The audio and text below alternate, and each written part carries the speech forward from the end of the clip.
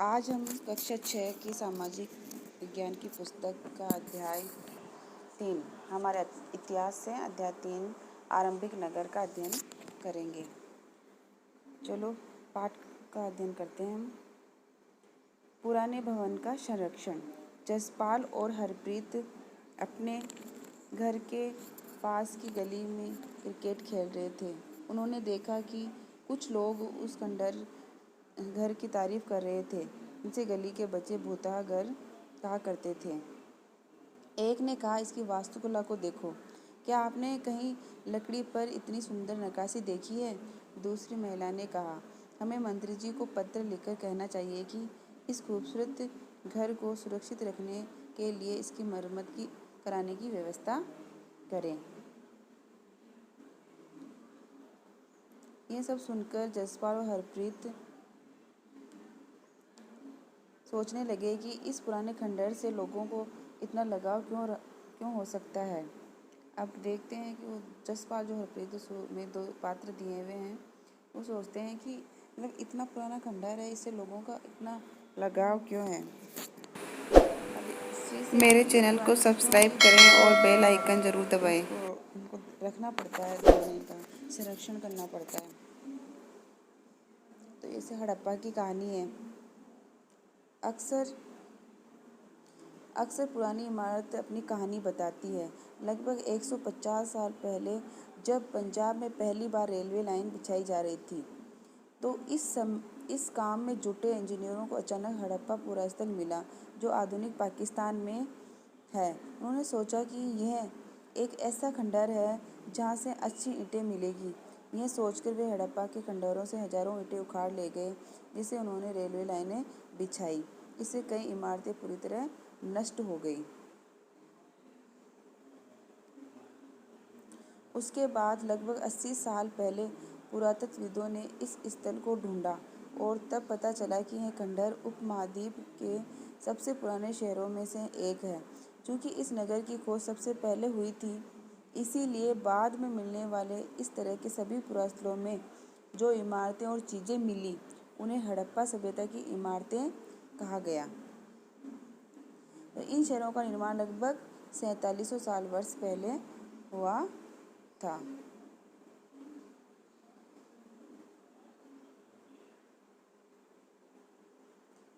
प्राय पुरानी इमारतों को तोड़कर उनकी जगह नए भवन बनाए जाते हैं। क्या तुम्हें लगता है कि पुरानी इमारतों को सुरक्षित रखना चाहिए? इस पर आपको चर्चा करनी चाहिए। कुछ पुरानी इमारतें इतनी सुंदर होती है, उनकी वास्तुकला, कि हमें उन्हें सुरक्षित रखना ही चाहिए, क्योंकि इससे हमें पूर्वजों की या हमारे धरोहर की या हमारे देश की गाथा का पता चलता है। इन नगरों की विशेषता क्या थी? इन नगरों में से कई को तो 2 या उससे अधिक हिस्सों में विभाजित किया गया था। प्राय पश्चिमी भाग छोटा था लेकिन ऊंचाई पर बना था, और पूर्वी हिस्सा बड़ा था लेकिन एक निचले इलाके में था। ऊंचाई वाले भाग को पुरातत्वविदों ने नगर दुर्ग कहा और निचले हिस्से को निचला नगर कहा। दोनों हिस्सों की चारदीवारी पकी हुई ईंटों की बनाई जाती थी। इसकी ईंटें इतनी अच्छी पकी थी कि हजारों सालों बाद आज तक उनकी दीवारें खड़ी रही। दीवार बनाने के लिए ईंटों की चिनाई इस तरह करते थे कि जिससे कि दीवारें खूब मजबूत रहे। कुछ नगरों के नगर दुर्ग में कुछ खास इमारतें बनाई जाती थी। मिसाल के तौर पर मोहनजोदड़ो में खास तालाब बनाया गया, जिसे पुरातत्वविदों ने महान स्नानगार कहा। इस तालाब को बनाने में ईंट और प्लास्टर का इस्तेमाल किया गया था। ईंट और प्लास्टर का। इसमें पानी का रिसाव रोकने के लिए प्लास्टर के ऊपर चारकोल की परत चढ़ाई गई थी। इस सरोवर में 2 तरफ से उतरने के लिए सीढ़ियां बनाई गई थी और चारों ओर क्या थे? कमरे बनाए गए थे।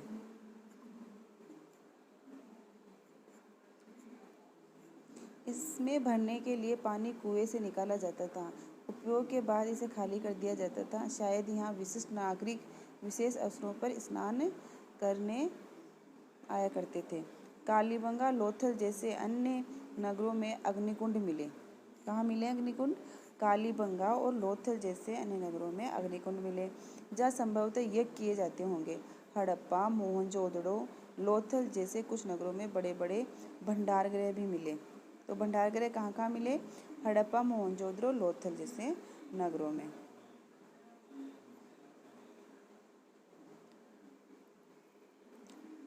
ये नगर आधुनिक पाकिस्तान के पंजाब और सिंध प्रांत में भारत के गुजरात, राजस्थान, हरियाणा और पंजाब प्रांतों में मिले हैं। इन सभी स्थलों से पुरातत्वों को अनोखी वस्तुएं मिली है, जैसे मिट्टी के लाल बर्तन जिन पर काले रंग के चित्र बने थे, पत्थर के बाट मिले और मुहरें मिली, मनके मिले और तांबे के उपकरण और पत्थर के लंबे ब्लेड मिले। जो ये जगह है ना, ये सारी सिंधु नदी के पास में ये मोहनजोदड़ो, और ये चहूदड़ो, ये हड़प्पा के आगे कालीबंगा, राखी गढ़ी, धोला वीरा, सूरतकोटा, लोथल, ये गुजरात में आ गई ये चीज़। ये पाकिस्तान में चहूदड़ो, मोहनजोदड़ो और सात का कोहो। तो मेन तो थे वो पाकिस्तान के पंजाब सिंध प्रांत में, फिर भारत के गुजरात, राजस्थान और हरियाणा में। तो इनको आपको याद भी करना है। जो ये हड़प्पाकालीन शहर है वो कहाँ कहाँ है, ये मेन जगह आपको याद करनी है। ये ब्लैक डॉट्स है, वो आपको मानचित्र में बताना, याद रहना चाहिए भाई कहाँ है। ये महान स्नानागार है नहाने की, ये दो तरफ से इसमें उतरने की सीढ़ियाँ थी, देखो इधर। और ये हड़प्पा के नगरों में ईंटों की चिनाई बताई हुई है, देखो इस तरह से इतनी मजबूत ईंटों की चिनाई थी कि आज भी मिलती है वो। और अब आगे पढ़ते हैं हम। भवन, नाले और सड़कें। इन नगरों के घर आमतौर पर 1 या 2 मंजिले होते थे। घर के आंगन के चारों ओर कमरे बनाए जाते थे। अधिकांश घरों में एक अलग स्नानघर होता था और कुछ घरों में कुएं भी होते थे। कई नगरों में ढके हुए नाले थे, इन्हें सावधानी से सीधी लाइन में बिछाया जाता था। हर नाली में हल्की ढलान होती थी ताकि पानी आसानी से बह सके। तो देखो आप, उस टाइम भी कितनी अच्छी व्यवस्था थी निकासी की। अक्सर घरों की नालियों को सड़कों की नालियों से जोड़ दिया जाता था, जो बाद में बड़े नालों में मिल जाती थी। नालों के ढके होने के कारण इनमें जगह जगह पर मनहोल बनाए जाते थे, मैनहोल, जिनके जरिए इनकी देखभाल और सफाई की जा सके। घर, नाले और सड़कों का निर्माण योजनाबद्ध तरीके से एक साथ ही किया जाता था। यहाँ पर वर्णित घरों और पिछले अध्याय में वर्णित घरों में तुम्हें क्या अंतर दिखाई देता है? कोई 2 अंतर बताओ। चलो आप बताना, कमेंट में लिखना। आगे पढ़ते हैं नगरीय जीवन। हड़प्पा के नगरों में बड़ी हलचल रहा करती थी। यहाँ पर ऐसे लोग रहते होंगे जो नगर की खास इमारतें बनाने की योजना में जुटे रहते थे। ये संभवतः यहाँ के शासक थे। यह भी संभव है कि ये शासक लोगों को भेजकर दूर दूर से धातु, बहुमूल्य पत्थर और अन्य उपयोगी चीज़ें मंगवाते थे। शायद शासक लोग खूबसूरत मनकों और सोने चांदी से बने आभूषणों जैसी कीमती चीज़ों को अपने पास रखते होंगे। इन नगरों में लिपिक भी होते थे, जो मुहरों पर जो तो लिखते ही थे और शायद अन्य चीज़ों पर भी लिखते होंगे जो बच नहीं पाई। इसके अलावा नगरों में शिल्पकार स्त्री पुरुष भी रहते थे, जो अपने घरों या किसी उद्योग स्थल पर तरह तरह की चीज़ें बनाते होंगे। लोग लंबी यात्राएं भी करते थे, वहाँ से उपयोगी वस्तुएं लाते थे और साथ ही लाते थे सुदूर देशों के किस्से, कहानियाँ। मिट्टी से बने कई खिलौने भी मिले हैं जिनसे बच्चे खेलते होंगे। अब नगर में रहने वाले लोगों की सूची बनाओ कि उस समय नगर में कौन कौन लोग रहते थे।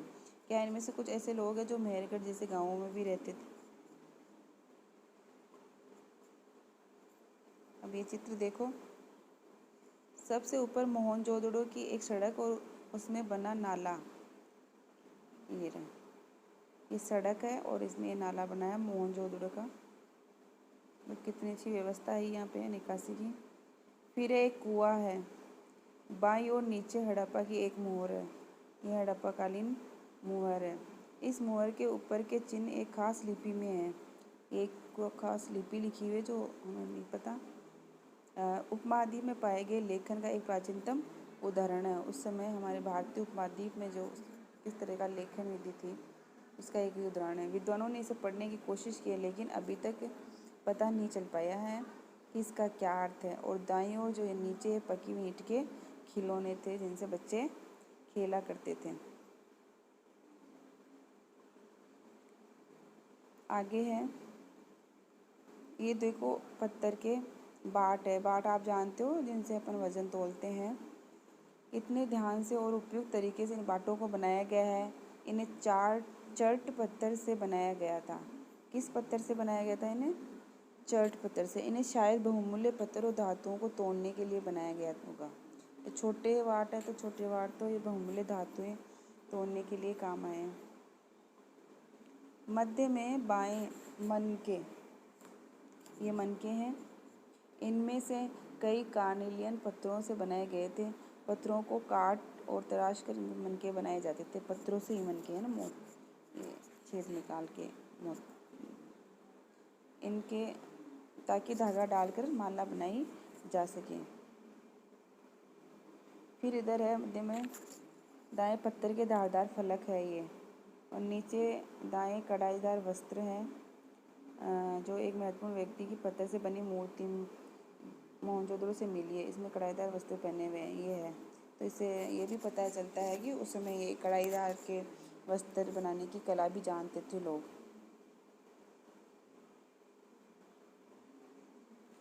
नगर और नए शिल्प। आओ अब कुछ ऐसी चीज़ों के बारे में अध्ययन करें जो हड़प्पा के नगरों से प्राप्त हुई है। पुरातत्वविदों को जो चीज़ें वहाँ मिली उनमें अधिकतर पत्थर, शंख, तांबे, कांसे, सोने, चांदी जैसी धातुओं से बनाई गई थी। तांबे और कांसे से औजार, हथियार, गहने और पत्थर बनाए जाते थे, और सोने चांदी से गहने और बर्तन बनाए जाते थे। यहाँ मिली सबसे आकर्षक वस्तुओं में मनके, बाट और फलक है। जो मेन आकर्षक वस्तुएं हैं वो मनके हैं, बाट है और फलक है। हड़प्पा सभ्यता के लोग पत्थर की मोहरें बनाते थे। तो हड़प्पा सभ्यता के लोग किसकी मोहरें बनाते थे? किस वस्तु की? पत्थर की मोहरें। इन आयताकार मोहरों पर सामान्यतः जानवरों के चित्र मिलते हैं। जब ऊपर अपना पेज नंबर 27 पर देखा था, वो एक लिपि में लिखा हुआ था और एक जानवर का चित्र बना हुआ था। तो आयताकार मोहरों पर सामान्यतः जानवरों के चित्र मिलते थे। हड़प्पा सभ्यता के लोग काले रंग से डिजाइन किए हुए खूबसूरत लाल मिट्टी के बर्तन बनाते थे। यानी कि लाल मिट्टी होती थी और काले रंग का उस पर चित्रकारी हुआ करती थी।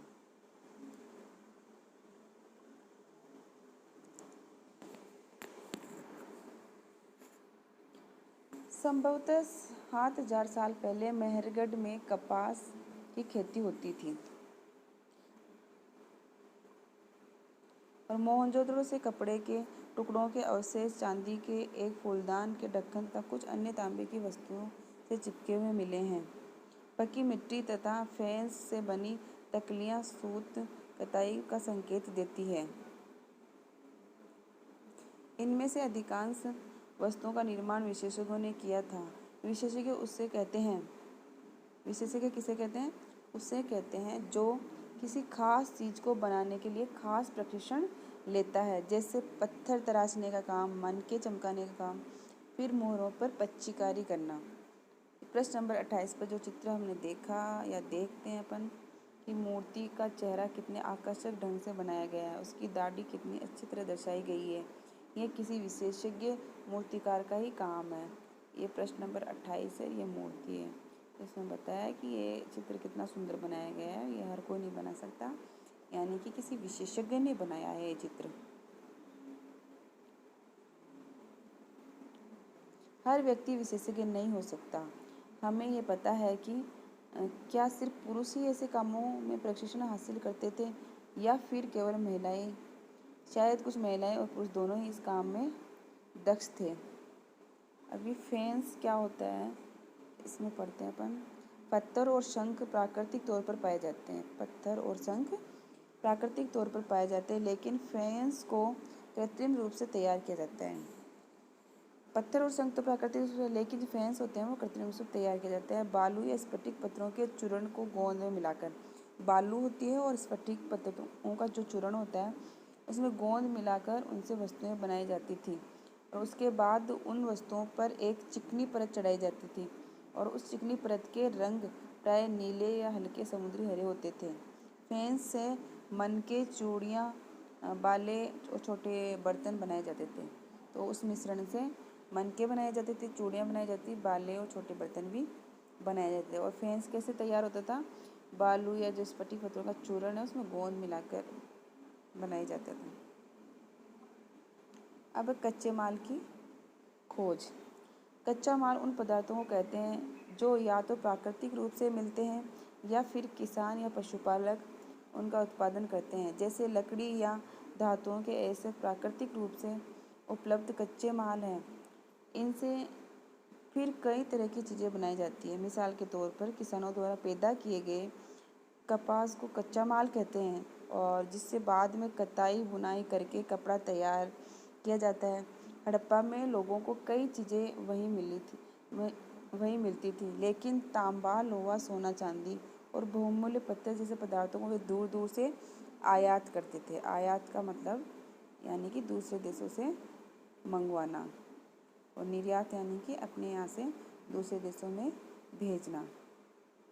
चीज़ों को एक जगह से दूसरी जगह कैसे ले जाया जाता था।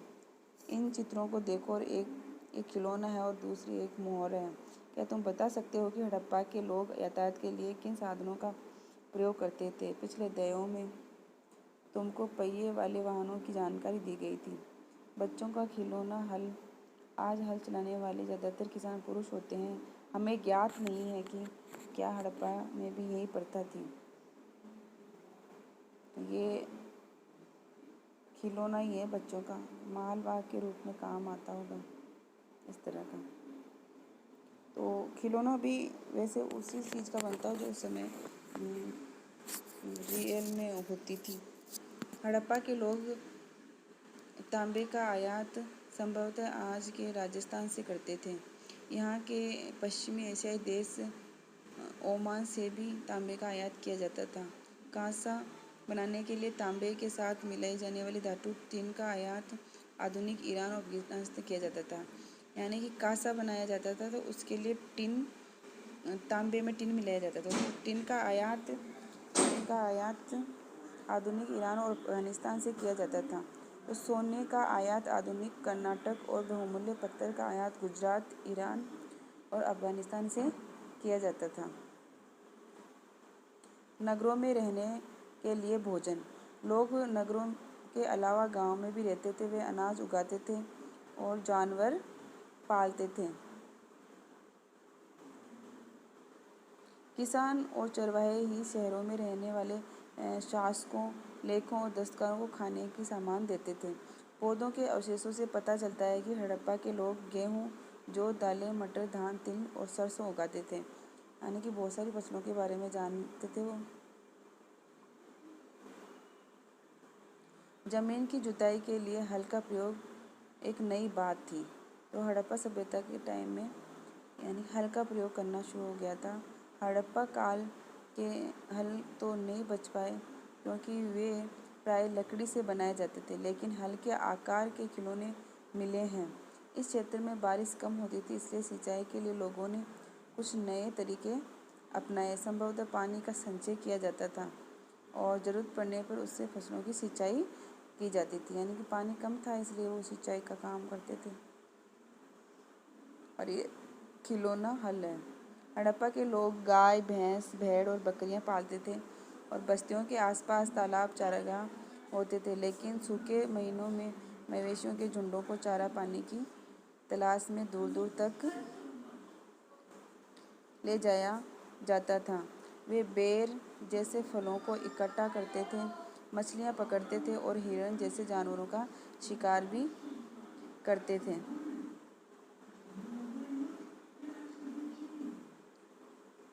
आज हम इतना ही पढ़ेंगे। इसके आगे के वीडियो में इसका आगे का भाग पढ़ेंगे। तब तक के लिए आप इसे एक बार अच्छी तरह से सुनें और अपनी किताब से इस पाठ को पढ़ें और कुछ छोटे छोटे प्रश्न जो बनते हैं वो प्रश्न बनाएं और जो उत्तर भी ढूंढें। नहीं मिले वो प्रश्न आप कमेंट में लिखें, इनका मैं ढूंढ के आपको उत्तर बताऊंगी। धन्यवाद।